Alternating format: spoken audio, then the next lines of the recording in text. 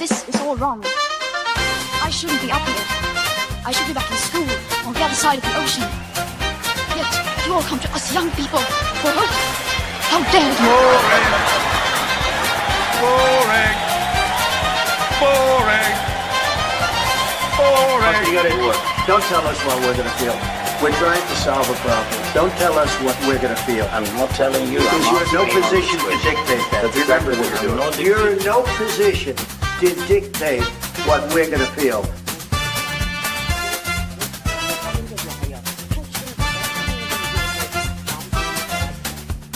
I call again for an immediate ceasefire in Gaza, the return of the sausages, the hostages.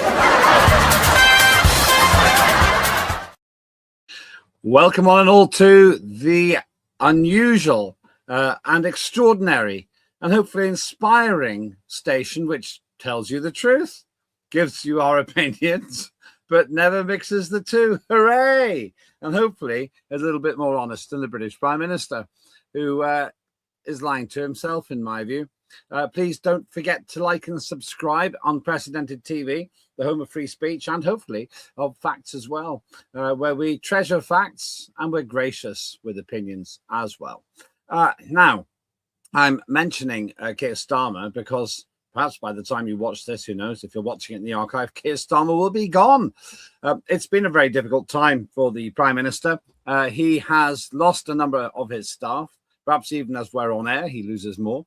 Perhaps he himself will resign. But there's no doubt that Keir Starmer finds himself in a position which is precarious, to say the least. And if history is anything to go by, probably unrecoverable. That's an opinion, but I've been around in politics for 40 years, and I've never seen the Prime Minister recover from the mess that he's in, at least at the time of the broadcast. Keir Starmer's problems started a long time ago. In fact, before he was even a member of Parliament, where he seemed to miss things like the most prolific paedophile that we know, Jimmy Savile, doing his business, while Keir Starmer was head of the CPS, the Crown Prosecution Service. How did that slip through the net, even though there were literally hundreds of victims? Then he went after a member of Parliament, Nigel Evans, who happened to be the Deputy Speaker of the House of Commons, wrecked his life for a couple of years. And the man was found innocent of all charges. And since then, as Prime Minister, he promised change, and he has given us change. He has managed to change the dial on terms of popularity, or should I say unpopularity, to be the most unpopular Prime Minister in recorded history in British politics. Now, that is an achievement, but probably not the change he'd intended. In my opinion, the problem is that Keir Starmer has no self-awareness. He's not an experienced politician by his own admission, and he rather foolishly said he'd rather be in Davos than in Parliament. So by his own words, he would rather be in the unelected autocracy of the World Economic Forum than in the elected house, which he is paid to serve. Put all that together, it's hardly surprising. He's in a crisis situation and literally hanging by a thread. It could be even as we make this show, he's gone, in which I'll put this in now. I told you so, because in my view, his position is unsustainable. But am I the only person who thinks that? Okay, my guest today isn't exactly impartial. He's involved with Advance UK, and he's actually standing against Labour as we speak. And that's Buckley MBE, a man who earned an MBE for something. What did you win that MBE for? What did you earn it for, Nick? Couple of decades work of charity work, stopping young people getting involved in crime and getting homeless people off the streets. So, MBE stands for what? Member of the British Empire. Okay, well, Keir Starmer's a sir, but it almost sounds ironic when you go Sir Keir Starmer these days. Let's go to the big picture here. And as I say, I'm even slightly cautious about doing this subject, but we have to because it's pretty much the only game in town. In the archive, you'll be able to watch and compare how accurate what we're saying here is with what transpires. I would say that Keir Starmer is on the way out. I don't see any recovery for him. We'll look at the details in a moment, but I'll push you to make a prediction before we go into that. He has been a dead man walking since the minute he walked into 10 Downing Street. There was no way he was going to achieve anything because Labour governments only achieve short-term success because they always inherit a healthy economy. This is the first time where Labour is, in the modern time, has come into power, and the Tories have ruined the economy. So they were on a hiding for nothing from day one. And the first budget, do you remember the first budget? Yeah. That really was the end of him, his premiership, and this government. They've never recovered from that first budget. So yes, it does seem to me that the Tories did make a bit of a mess of it. I actually studied economics for a while. I did well at school on it and started in university, but then decided actually economics is really a pseudoscience. And it's sort of made up. It's more about psychology. One of my friends said he'd worked out the secret of the success for an economy. He said, I know how you can make the economy grow 5%. Do you know what his solution was? No idea. Make everyone work 5% harder. That is probably true. He didn't exactly explain how to do that. But Thatcher said something, I can't remember the exact phrase. I'll ask the team if they can get it before we finish. She said something about the Conservatives create wealth for you and the Labour Party spends your wealth, or something like that. It was a more prosaic statement, I think. But fundamentally, Labour do seem to have utterly failed. You never hear anything about Rachel Reeves anymore. Whatever happened to her? Did she resign as well? And nobody noticed? I've not checked her CV recently, so she may have another fantastic job somewhere. Last thing I read, she was the curling champion of the world. I think she's put that on her CV now as well. Maybe she's also the 10th year in a row being the world bog snorkeling champion. Who knows? The thing is, that somebody said to me, my friend said, I trust her so little that if Rachel Reeves told me she was lying, I wouldn't believe her. Anyway, that's another story. Back to Keir Starmer. Keir Starmer's had a dreadful recent time. The whole Mandelson thing's been an absolute, complete catastrophe for him. And it's hard to understand how he got there, but it's got so bad now. We covered on another show the internals of that. But there's Morgan McSweeney, the man who arguably propelled him into government and into Downing Street. He's been fired. Or apparently he left, but I don't believe that. I think he was pushed. And for the strange reason that Keir Starmer says he was badly advised. And Morgan McSweeney said, I take full responsibility for the Mandelson appointment. Now, Nick, the way I see this, that means that Morgan McSweeney is more powerful than the Prime Minister. The Prime Minister is so feeble-minded that Morgan McSweeney had more to do with the appointment of the British ambassador to Washington than the Prime Minister. What a confession. There's several things in this story now. So the first thing is Keir Starmer has no intentions of going. Doesn't mean he's not going to be gone in the next hour, minute, day, but he has no intentions of stepping down, because that's why he's let his chief of staff go. And he's probably said to McSweeney, we're going to sort you out later on down the line, maybe a lordship, maybe something else. The reason why Starmer keeps getting into these problems is because he doesn't know how to make decisions. He's a classic middle manager. He gets told what to do and he tries to implement it to the best of his ability, which isn't that great anyway. Anybody, any politician, anybody with a little bit of sense who gets told, you're going to now appoint an ambassador, or it doesn't have to be in any senior position, you're going to appoint that now. We've got this guy, but we know he's connected to the worst paedophile in American history. We're thinking of letting you nominate him. Anybody should have said straight away, the optics of that look terrible. I don't care if he's the best person for the job, but I can't appoint people who are friends with paedophiles after we knew they were paedophiles. You can't blame someone for being friends with someone when you didn't know, because paedophiles hide everywhere. You don't know what they are. But the second he was arrested and let out on bail, he was still friends with him. He still stayed at his house, just like Prince Andrew. It's like these people have no sense. And for Keir Starmer to appoint him, knowing that and knowing he had the secret files from MI5 and all that, and to still appoint him shows he has no judgment. He's just doing as he's told, as he's always done. This is the thing. In order for us to believe that Keir Starmer didn't know all about Mandelson, it means that he couldn't have read the newspapers, which clearly said that Mandelson was chums with Epstein. He ignored the MI5 reports or didn't see them, in which case, what's the point of all this vetting? Or worst of all, he didn't care. They didn't care. Now, he is a father. I'm a father. He's a father. And that third one is the worst one. He didn't care that children were being raped as a result of Mandelson's close chum. He says he loves so much and everything else. Mandelson's close chum's actions. Incidentally, it's something else that really annoys me, and I said this actually on the BBC recently. People go on about violence against women and girls.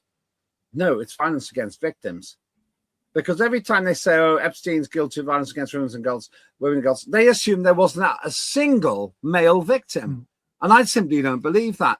But they're not even going to be looking for it if it's always sexually discriminated against all those potential victims who are boys. And for Mandelson to say because he's gay, he was insulated from it, somebody as depraved as Epstein probably didn't care. He mysteriously died, allegedly suicide.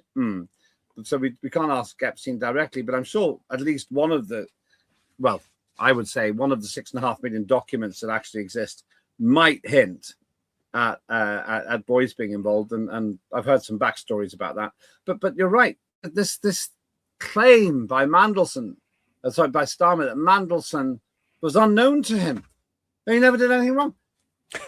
How can we have somebody as dumb as that in Parliament? Is it because he literally is so inexperienced, or what? Or is he just not smart? A little bit of everything, but it's also this. Labour and Labour politicians have a real blind spot when it comes to paedophilia. Why would Keir Starmer care about the most famous American paedophile? Why would he care about him and his victims? Because Keir Starmer doesn't even care about the 100,000 British girls who have been gang raped by the grooming gang scandal. He doesn't care about our children. Why for a moment do we think he would judge someone being friends with an American paedophile when Keir Starmer didn't even want an inquiry into it in this country? He blocked it. All the Labour MPs blocked it. He was forced into it, and now it's going to be a cover-up. He's appointed a Labour chair to run it. Labour have got a real issue with paedophilia. They think it's the next progression from LGB being gay, whatever. They think this is the next thing, and it's not the next thing on that. It's completely different. It's against human nature. It's evil. But Labour keep letting themselves down on this. Harriet Harman was on the NCCL, National Council for Civil Liberties, at a time where they'd seriously thought that PIE, the Paedophile Information Exchange, I think they were called, had some rights. This is the thing. And Harriet Harman was a senior politician in the end in Labour. But there's another point you've made, which is really interesting here. Could it be that the same thing that's caused Keir Starmer not to care about the obvious inappropriateness of Peter Mandelson is the same thing that's caused him not to care about the rape gangs? I worked with Peter Mandelson. I could have told Starmer that Mandelson was a liar because I worked with him, and he lied to me. That was 20 years ago. But Starmer didn't know. He didn't know. He's got hundreds of staff at his disposal, thousands arguably, and not one of them gave him good advice. Instead, his big pal Morgan McSweeney, who's taking the rap now because he was obviously the de facto prime minister, has been chucked out. By the way, this isn't the first time he's got it wrong. What about Jimmy Savile? There's Keir Starmer going on and on. There he is, Jimmy Savile. There's Keir Starmer going on and on about being head of the CPS. And in all the years he was head of the Crown Prosecution, no one person told him Jimmy Savile was a serial paedophile, even though it was common knowledge in the BBC. How could he? Why does he boast about having done such a bad job? He knew about all this. Of course he did. He's right in one point where he said he got bad advice because he was probably told, forget about the paedophiles, appoint him anyway. So that was bad advice. But as a prime minister, you should know bad advice when you hear it. But going back to PIE, the Paedophile Information Exchange, for people who've never heard of that, this was in the 70s. This wasn't an underground movement. This was an in-your-face lobby group, and one of its aims was lobbying to reduce the age of consent to 3. They applied for and got government. 3. They applied for 3. and got government grants off the Labour government to promote themselves, because they were giving grants to all these far left-wing idiot organisations. They got government grants. They were not a hidden, under-the-counter group. They were in your face. And Harriet Harman, right? She was not involved with Pi, obviously, but she was involved with Liberty, who allowed them to join Liberty. They fought for their rights. This has been within Labour within crazy Labour for a long time. Yes, it was. There was another woman. I can't remember which other Labour female was also involved in that at the time. We'll probably get the name before the end of the show. So there is a very checkered history with some senior Labour MPs. So we've got Starmer. So frustrating this.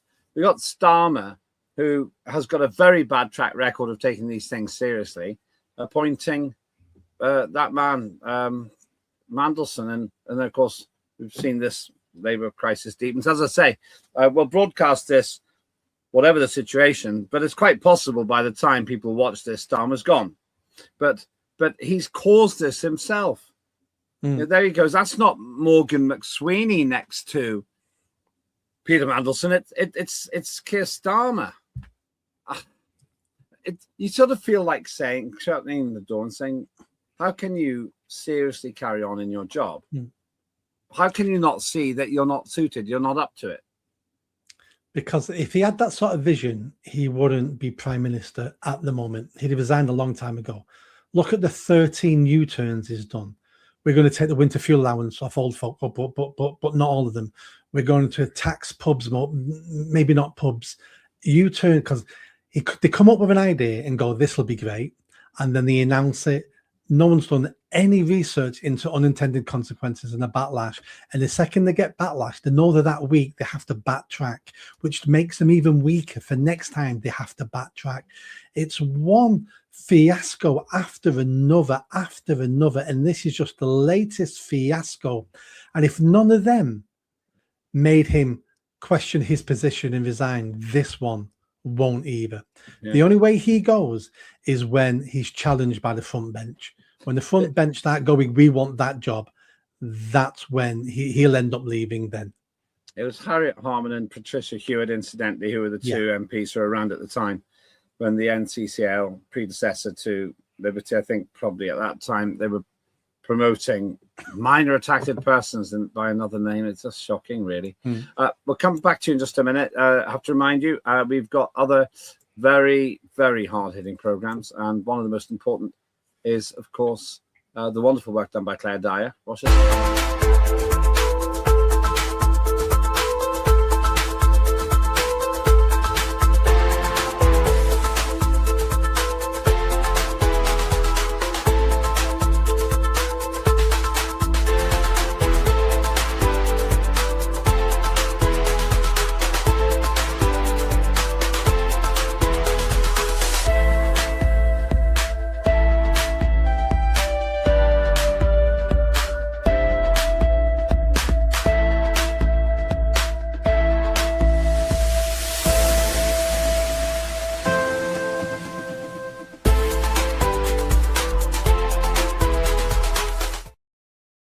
That is Claire Dyer, Dire Consequences. Please do like and subscribe at Unprecedented TV. Thanks for all of you who have. It's free and it helps us a lot. But back to Nick Buckley MBE.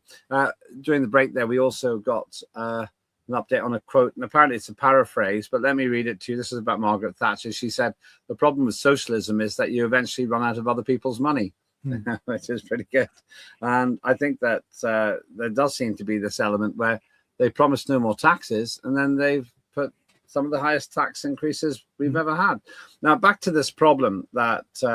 and let me jump in there. And then for 2 years now, cancelling elections, trying to get rid of jury trials, trying to bring in Islamophobia, religious blasphemy laws. I've never seen a government as authoritarian as this one. I thought the Tories were bad. They started a lot of this, but this government has just taken it and ran with it. And in my opinion, they've also got this balmy climate emergency thing. You don't hear much about that anymore. Maybe Rachel Reeves and Ed Miliband have both gone on a long holiday somewhere by plane, no doubt. Now, another thing that happened, and once again, I am acutely aware that this program could be proved right before you even watch it. But Tim Allen, who's some communications guru, there he is, number 10 communications chief, quits. He quit as well. Now, when you start losing people like this, as Mandelson Fallout Demons, when you begin to lose people like this, it's curtains, it's over. Now, I suspect what's happened is he knows what's going to come out in the inquiry into the documents which were sent between London and Washington when Mandelson was on his ill-fated term of office as the British ambassador to America, but he's gone. Now, when your staff start walking out, you know you've got trouble. When I was leader of the Liberal Democrats in Wales, when I used to be party leader there, I don't remember losing any staff like this. There were some mistakes. Some were made by me, some were made by my staff, but I owned them all. I didn't say, oh, well, it was Jim there who messed it up. I said, yeah, that was a mistake. I should have done better. Internally, I said, Jim's fictional character, but Jim, why did this happen? But you don't go as a leader and basically grass up your own staff. It's terrible for morale, and it makes you look tremendously weak. If I'd done that, I'd have thought, well, what I'm saying is I'm such a bad judge of character that I employ people who I can't trust myself. It's just awful. In the same way that you wouldn't go and undermine your children to other children. You wouldn't do it. Well, you shouldn't do it. So I think that Starmer from every angle now is just completely on the ropes. What do you make of him as a leader? He is on the ropes, but I'm not sure that McSweeney or the chief of communication have actually resigned. McSweeney. McSweeney. Yeah, sorry. Yeah. I'm not sure if they've resigned. I'm pretty sure they've had a word with the Prime Minister who said, I'm in deep stuck here. Can you fall on your sword? Can you take the blame for this? And I'll try to sort you out later down the line. I think both of them have resigned to try to help Starmer, because Starmer's line is going to be this now in Parliament. It wasn't my mistake. It was my chief of staff's mistake. And I've let him go now. And the communication side of it was appalling. And that was down to my communication manager. He's gone now as well. I need new people around me who and Keir Starmer is trying to cling on. These are sacrificial lambs. These two people haven't resigned in disgust, haven't resigned to bring Starmer down. They've resigned to keep Starmer in place. That's great to hear you say that, because I feel exactly the same. It probably went something like this. I need you to go. Well, I don't want to go. Well, if I lose, you're going to go anyway, mate. Yeah. And then, oh, well, we'll sort you out after. But he can't put Morgan McSweeney into the Lords after what he said about Morgan McSweeney. Tim Allen's walked off. Why would he get a peerage? I'm not sure what else he can give him. How useful is a knighthood? It hasn't made Keir Starmer any smarter. Meanwhile, you've got the circling vultures and the two front runners. There they are. That's Angela Rayner, who got chucked out for her misdemeanors, and Wes Streeting, who's got problems. Angela Rayner, I would love her to be the Prime Minister. Do you know why? Because of the content she'll help you collect to create. After Joe Biden left, there was a period of mourning in the satirical corridors of broadcasting. But I think Angela Rayner would be a great replacement. It would just be hilarious if she was in that job. Absolutely hilarious. As for Wes Streeting, probably a bit more competent, but so wet behind the ears. And he's got a problem. Do you know what his problem is? No. He's associated with Mandelson, very close to Mandelson. Yeah. And it's quite possible stuff will come out there which will compromise him. And it's become so toxic that just hanging around with him suggests he got terrible judgment. That's the problem. I mean, it's a bit unfair to if it's just you've met him, you've got photos with him, you've met him at events. You can't judge someone on that.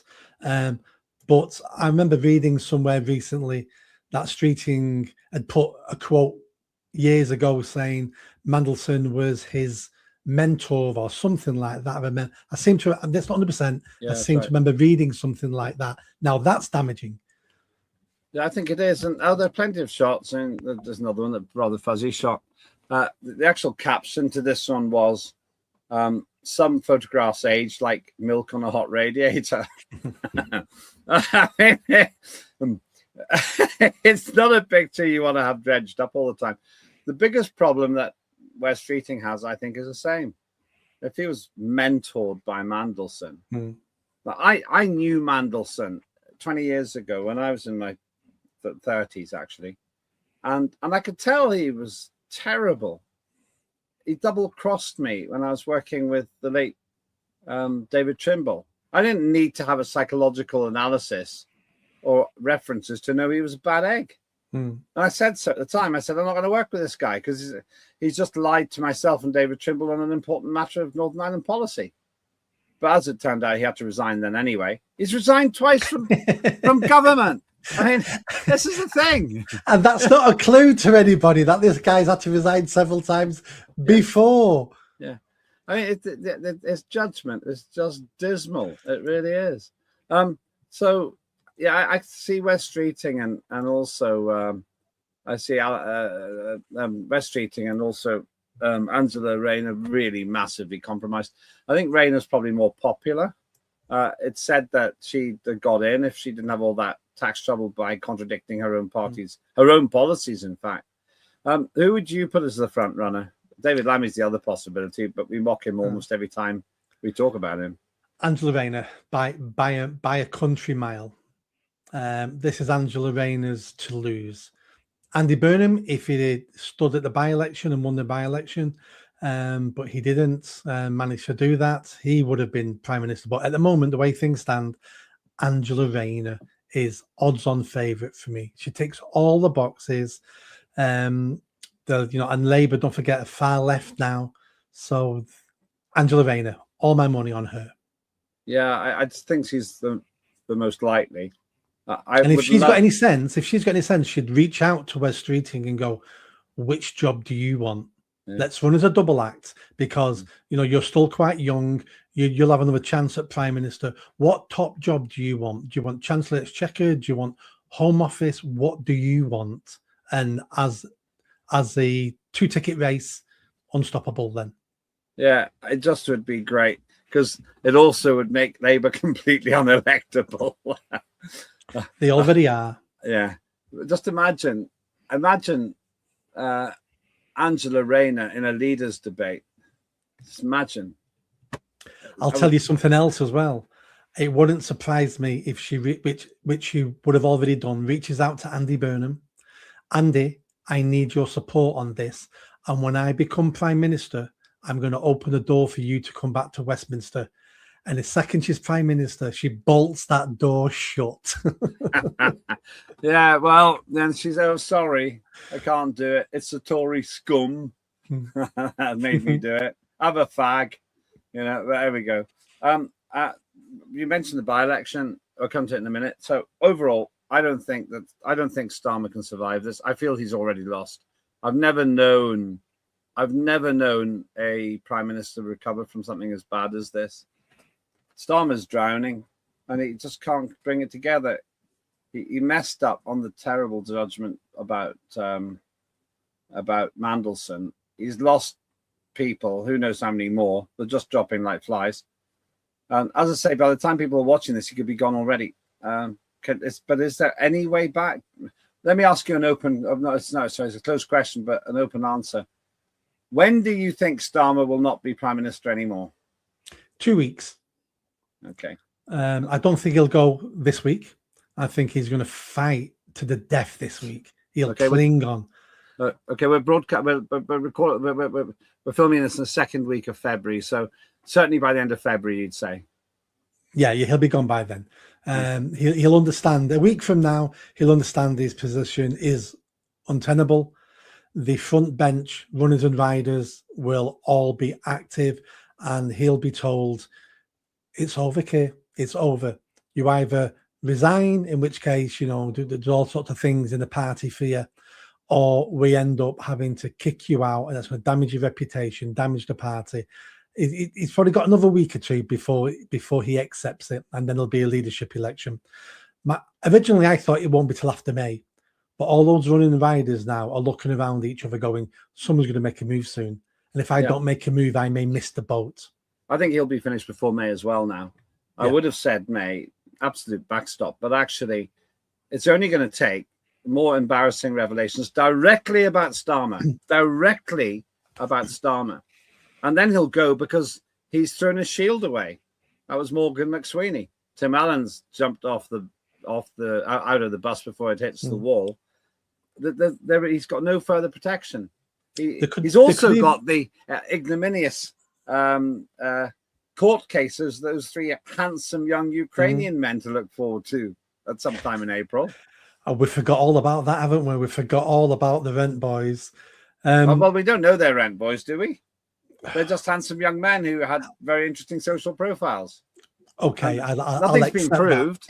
I'll accept that. I think Labour will also be looking at this. If we get rid of Starmer now before May elections, we're bound to get a bounce in the polls, because we can blame everything on Keir Starmer. We can spend the next few months going, this is a fresh start, we're correcting the mistakes, blah, blah, blah, blah, blah, and just use it as pure propaganda for the May elections. And they'll still do badly, but they may not do as badly as they would have done. And then it'll all go downhill, of course it will. But they could be looking at maybe trying to get a ex-Starmer bounce out of this. Yeah, I have to say that I'm sure there would be a bounce if he left, whoever came in, even Rain in the short term. But the other big one, and once again, we'll see what happens, but it's the by-election that you're involved in. We've looked at the odds here. Your odds beginning to shift. It's 80-1 now. It was 100-1. And you're actually 4th place in terms of the odds.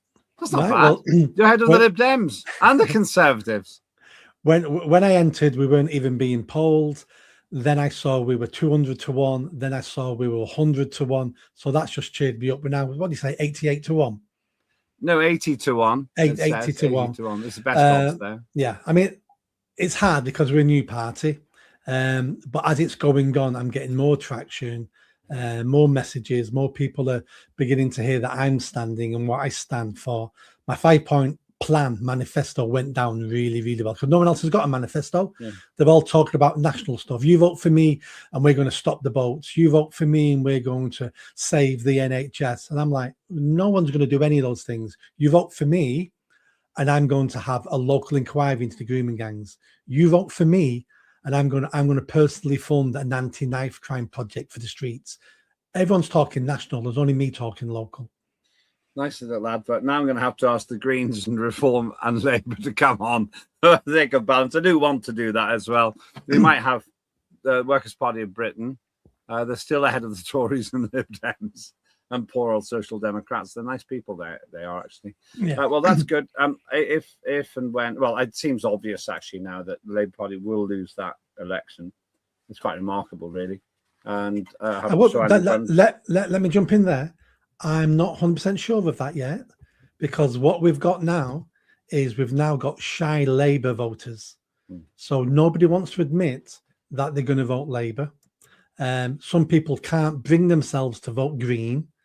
Yeah. So I think there's many people out there who still may vote Labour, but will not admit it to anybody. We used to call people like that shy Tories because we're embarrassed about the Tory party. Now I think we've got shy Labour voters. Remarkable. Well, there's nothing shy about you. Thank you very much indeed. That is Nick Buckley MBE, who was a contributor here on Unprecedented TV long before he became a candidate. So we continue speaking to him.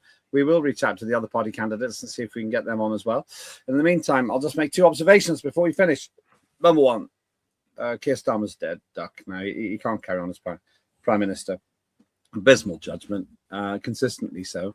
And the other thing about him is that he doesn't realise it. And that lack of self-awareness has been the problem all along. The big one is Labour seem in an irrecoverable nosedive, a doom loop, I think some people call it. I have to say I tend to agree with Nick Buckley. I think that Angela Rayner's the most likely next leader. Bring it on. I think that will restore all the lost mirth and satire that disappeared down the plug hole when Biden stopped being US president. Anyway, we'll see. Thanks so much. Please do like and subscribe. Unprecedented TV. The more of you do that, the more we can do here. Thanks so much for being involved by watching. And the biggest thing for me to ask you to do is keep thinking for yourself. That's what this station's all about. Unprecedented, ruthless with facts, gracious with views. I'm Lembit Öpik, and that was Unprecedented TV's Lembit Öpik Live. Have a good day.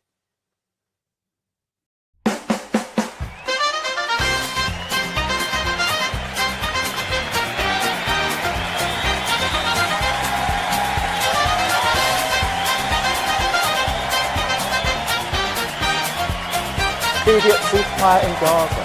The return of the sausages.